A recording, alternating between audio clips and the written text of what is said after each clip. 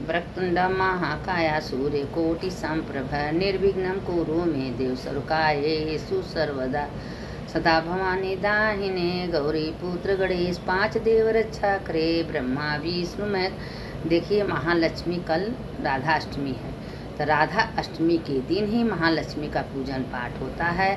उसी दिन 16 दिन तक ये कथा चलेगा। 16 दिन तक 16 दिन की सुरैया जो होती है, तो 16 दिन लोग जाके परिक्रमा करते हैं, पूजा करते हैं, 16 दुर्बा चढ़ाते हैं, 16 अक्षत चढ़ाते हैं। अगर आपके घर में राधा अष्टमी नहीं ला रही हैं, कोई भी लक्ष्मी जी हैं, उन्हीं को 16 दुर्बा 16 अक्षत गिन के चढ़ा दीजिए। और 16 दिन पूरा पर डे सवेरे कथा सुन लीजिए और उनको पूजन करिए।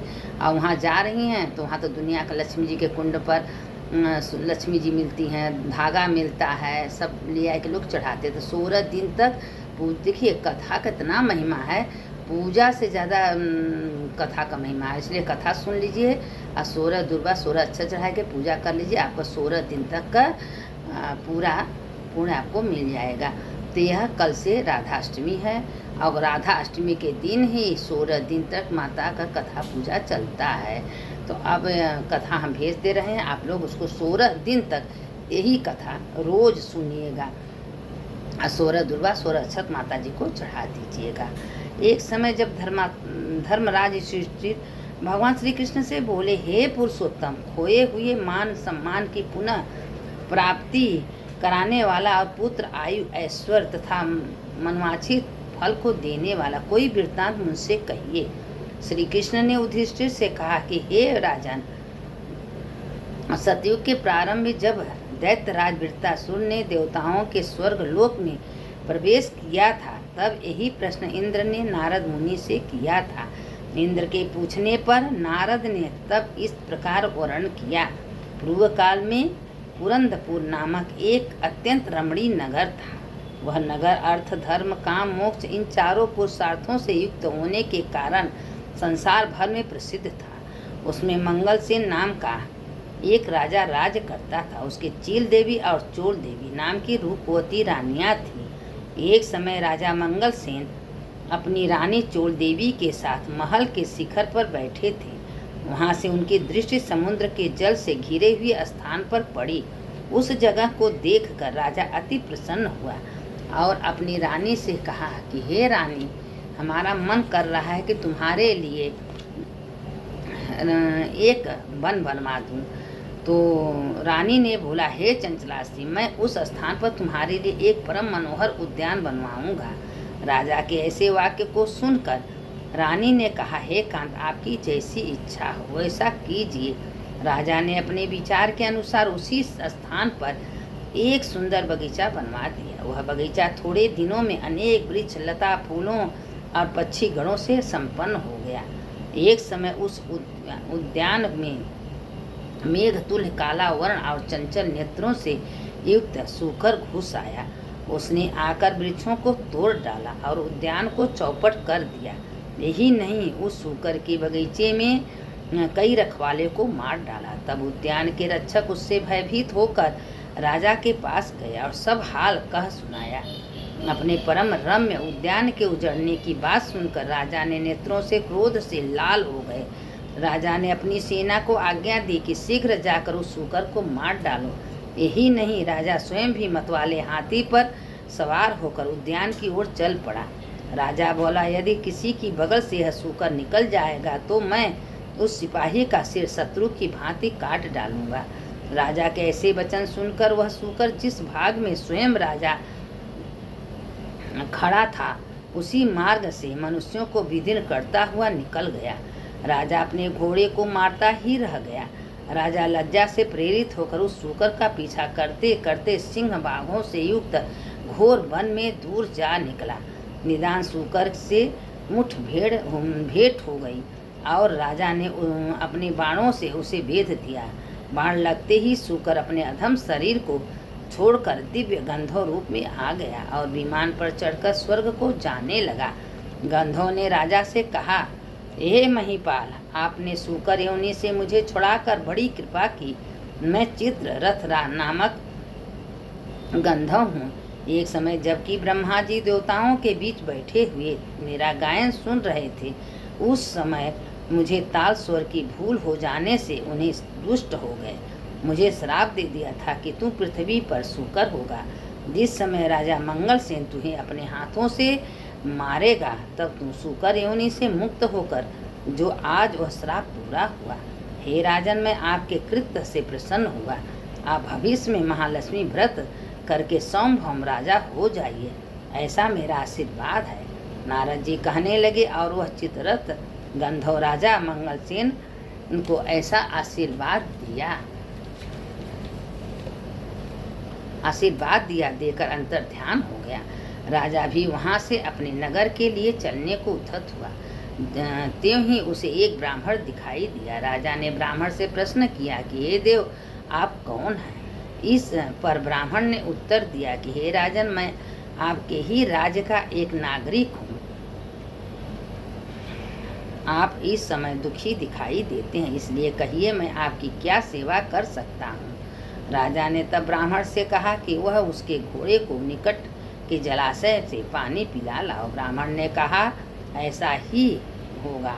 वह ब्राह्मण घोड़े की पीठ पर सवार होकर जलाशय की ओर गया। बटुक जलाशय के निकट पहुँच कर देखता है कि वहाँ दिव्य वस्त्र और अलंकार पहने हुए बहुत सी स्त्रियाँ कथा कह रही हैं। तदंतर वहाँ बटुक की उन स्त्रियों के पास जाकर अपना परिचय देकर नाना प्रकार के प्रश्न करने लगा। है स्त्रियों, आप यहाँ भक्ति भाव से क्या कर रही हैं? इसके करने से क्या फल मिलता है? इन देवियों ने तरस खाकर उस ब्राह्मण से कहा, यहाँ श्री महालक्ष्मी जी की पूजा हो रही है और जो हम कथा कह रही हैं वह उन्हीं की व्रत की कथा है। अतः आप एकाग्रचित्त होकर यह कथा सुने। इस व्रत के करने से हर प्रकार की संपत्ति की प्राप्ति हो सकती है तथा अपना खोया हुआ यश भी प्राप्त होता है, इसमें कोई संदेह न करे। इस प्रकार बटुक को उन स्त्रियों ने व्रत का वृत्तांत कह सुनाया। बटुक ने घोड़े को जल पिलाया और राजा के लिए कमल के पत्तों में जल लेकर वहाँ से लौट आया। ब्राह्मण ने लौटकर सारा किस्सा राजा को सुनाया और यही व्रत की कथा राजा से कह सुनाया। महालक्ष्मी जी का पूजन तथा व्रत करके राजा अपने ऐश्वर्य का भागी बनकर वन से उस बटुक को साथ लेकर अपनी राजधानी को लौट आया। सबसे पहले राजा अपने मित्र बटुक के साथ अपनी बड़ी रानी चोल देवी के महल में गया। रानी ने जब राजा के दाहिने हाथ में व्रत का बंधा हुआ डोरा देखा तो वह राजा से रुष्ट हो गई। वन में यह डोरा किसी अन्य स्त्री ने राजा को बांध दिया है, ऐसा विचार कर चोल देवी ने राजा के हाथ से वह डोरा तोड़कर धरती पर फेंक दिया। उसी समय छोटी रानी चील देवी भी वहां आ गई। वह उस डोरे को उठाकर पास ही खड़े बटुक ब्राह्मण से उस डोरे का संपूर्ण रहस्य पूछती हैं। दूसरे वर्ष जब महालक्ष्मी जी का पूजा व्रत आता है तो महालक्ष्मी के व्रत का दिन आता है, तब राजा अपने हाथ के डोरे को देखते हैं और रानी चील देवी के महल में व्रत और पूजा आदि का संदेह पाकर पहुंच जाते हैं। वह इस प्रकार रानी चोल देवी से रुष्ट हो जाते हैं और रानी चील देवी से प्रसन्न हो जाते हैं। पूजन के दिन ही लक्ष्मी जी रानी चोल देवी के महल में एक वृद्ध का रूप धारण कर पहुंचती हैं। वहां चोल देवी लक्ष्मी जी का अनादर करती हैं। तब अप्रसन्न होकर लक्ष्मी जी रानी चोल देवी को श्राप देती हैं कि जा, तेरा मुख सुकरी जैसा हो जाएगा, तब तू अंगिरा ऋषि के आश्रम में जाएगी, तब वहाँ के कृत्य से तू अपना स्वरूप प्राप्त करेगी। इसके बाद लक्ष्मी जी रानी चील देवी के महल में गई। वहाँ रानी ने उनका बड़ा आदर किया। प्रसन्न होकर लक्ष्मी जी ने रानी चील देवी से कहा, हे रानी, मैं तेरे पूजन तथा आदर सत्कार से प्रसन्न हूँ, तू वर मांग। तब रानी चील देवी ने प्रार्थना करते हुए कहा कि हे देवी, जो भी तुम्हारा इस व्रत को करेंगे उसके घर में तू सदा निवास किया करो। जो आपके इस व्रत की कथा को श्रवण करे और पढ़े उसकी आप सभी मनोकामनाएं पूरी किया करें। मैं आपसे बस यही वरदान चाहती हूँ। तब लक्ष्मी जी रानी चील देवी को वरदान देकर अंतर्ध्यान हो जाती हैं। उसी दिन रानी चोल देवी द्वारपालों द्वारा अपने सुखरी जैसे मुख को जाने के कारण अपमानित होती हैं। तब रानी चोल देवी अपना मुख दर्पण में देखकर अपने किए पर पछताती हैं। लक्ष्मी जी के श्राप के अनुसार रानी चोल देवी अंगिरा ऋषि के कहने के अनुसार महालक्ष्मी व्रत करती हैं और अपना खोया हुआ स्वरूप प्राप्त करती हैं। ऋषि ने आग्रह से राजा मंगलसेन अपनी बड़ी रानी को ग्रहण करता है। इस प्रकार मंगलसेन अपनी दोनों पत्नियों सहित बहुत वर्षों तक राज सुख भोग किया। वह अपने समय का चक्रवर्ती राजा माना जाने लगा और उन्हें बटुक ब्राह्मण को भी विशाल राज का मंत्री बना दिया। राजा मंगलसेन अपनी रानियों के निरंतर इस व्रत के करते रहने के कारण अंत में स्वर्ग को गए और आकाश में उन्हें श्रवण नक्षत्र का रूप प्राप्त हुआ। उन्हें श्रवण नक्षत्र का रूप प्राप्त हुआ। अंत में ऋषि नारद ने इंद्र से कहा, हे देवराज, जो भी इस व्रत को करेगा वह इस लोक में समस्त शुभ होकर मोक्ष को प्राप्त होगा। अतः तुम भी वृत्तासुर दैत्य का नाश करने हेतु इस व्रत को करो। और जो इस कथा को सुनता है या दूसरों को सुनाता है उसके तत्काल समस्त पाप नष्ट हो जाते हैं। इसमें संशय नहीं। देखिए, कल महालक्ष्मी का व्रत है, पूजन है और कल से 16 दिन तक व्रत चलेगा। इसीलिए हम कथा आप लोग को भेज दे रहे हैं। यह कथा 16 दिन तक आप लोग लगा के सुनिए और 16 दुर्वा 16 अक्षत महालक्ष्मी जी को अर्पण कर दीजिए और महालक्ष्मी जी से कहिए, हे माँ, आपके बिना घर में कुछ भी नहीं है, आप यहाँ पधारो। जो गलती सही आप क्षमा करिए करके और माता रानी का पूजन करिए, सत्कार करिए। यह राधा अष्टमी है। जो राधा अष्टमी का व्रत करता है, राधा जी को घर में लक्ष्मी के रूप में राधा जी आती हैं। राधा लक्ष्मी है, लक्ष्मी ही राधा हैं। क्योंकि विष्णु भगवान को, कृष्ण भगवान को बहुत प्रिय हैं।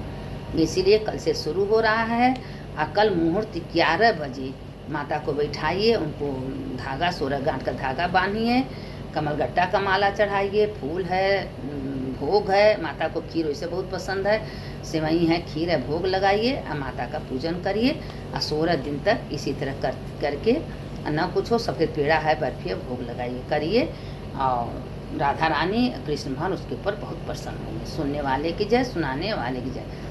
सदा भवानी दाहिने गौरी पुत्र गणेश, 5 देव रक्षा करे ब्रह्मा विष्णु। देखिए, इस समय गणेश जी का चल रहा है, 10 दिन के लिए अनंत चतुर्दशी तक चलेगा।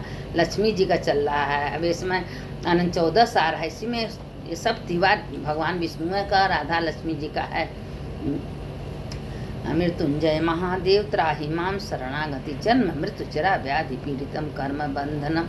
ओम कृष्णाय वासुदेवाय हरे परमात्मा प्रणतकेशनाशाय गोविंदाय नमो नमः। अब देखिए, हम आज कथा फेरते रहे, आप लोग इसको पर डे सुनिए।